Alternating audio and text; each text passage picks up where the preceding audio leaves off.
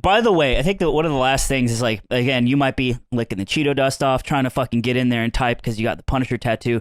Let me explain what it's like and how confusing it can be and why people get fucking killed. Like, especially if they're not white. And this is the real deal, okay?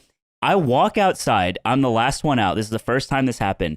You open the door. Instantly, giant bright light. I cannot see anything. It is blinding, okay? It's also never happened to us before. Yeah, so we're on the internet, so we know what's going on, but we don't know what we're supposed to do. Yeah. We don't know like the best practices, etc. I also know the standard idea of don't just do what they say and don't move fast, right? Okay, open the door. I'm blind. Yeah, I hear a megaphone. They're screaming at me with a megaphone. Get outside. Step outside right now. I'm like, okay, and I step outside. Slow down. Okay. Turn around. Okay, I turned around. It was too fast. Slow down, right? Mm-hmm. Then it's like, put your hands on your head. Okay. No, not like that. Interlock your fingers. I'm like, okay. It's very confusing. Yeah. And they will often give you like conflicting information at the same time. Two people will be like, get on your knees and then put your hands on the back of your head. And one's like, don't move. Yeah. And they'll say don't move. But multiple people are shouting at you. And when you ask for, I remember this, the second time it happened, because the very first time when that happened to Anthony, I wasn't there. I was the only person not at the house when that happened.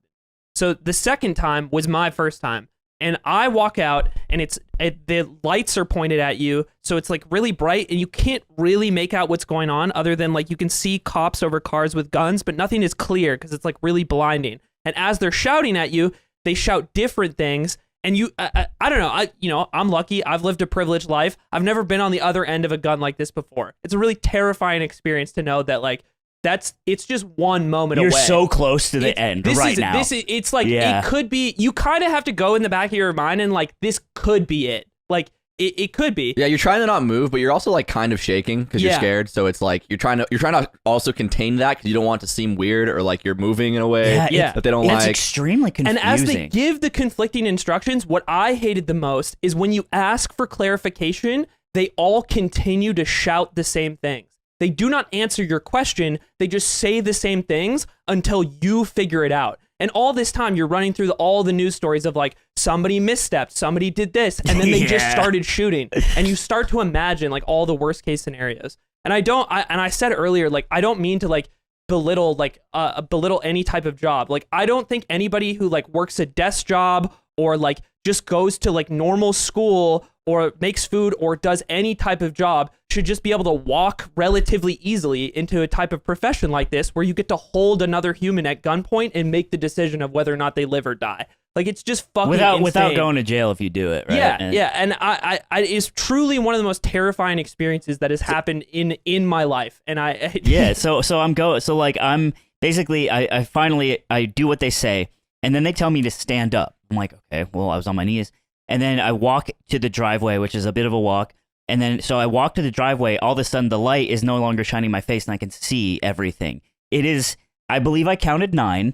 It was 9 police officers kneeled down like a fucking team photo for football with the fucking shotgun, with the bitch, with the work. Is it AR-15? What's the gun? I think it's shotguns. They have different ones. They don't all have the same gun. It's an AR-15. It was the one from Modern Warfare 2, the automatic shotgun. They had the ACOG and the That was the gun he was Tiger. No, the automatic one. That's a semi-automatic. Oh shit, the judge. No. They had the judge equivalent. One of them, and there's always one guy on the team with the shorty. It's kind of weird. A12? Yeah, I showed up to the car. And I was never worried about that guy. I want to be clear. I was in the back of the car, and he's like, I'm a Vandal user. It's just because I get the head taps. Yeah, I'm hitting my shots today. Yeah, it was. They pull us out of the house. They're like, it's like, I don't know. I kind of think the Phantom's better. This is not a lot of recall. The AA-12. I don't know if it was actually this one, but that's what it looked like when I saw it. Yeah, and one of them had the gold tiger camo, so I knew I knew he was succeeding. A lot of headshots. You've been fragging. Yeah. So I'm on my knees. This guy. No, I don't think they looked had like that. That looks like fucking World War II That's shit. what it looked like. Anyway, Modern Warfare 2. So I go, and finally I see all these cops, and I'm like, whoa, there it is. Like, this is it, boys. And the same thing, like Aiden said, you think about it a lot. You're like, man, one wrong move and I'm fucking dead here. And they're screaming at you. And you're like, they say, get down on your knees, turn around. I'm like, okay. And finally, I'm staring at the garage, and my hands behind my head, and there's 9 cops behind me pointing guns at me. And I thought about how funny it would be if they blew my fucking head off in front of all of my friends and their girlfriends. I thought that would kind of be really funny. And that was the thought I had before I met my maker.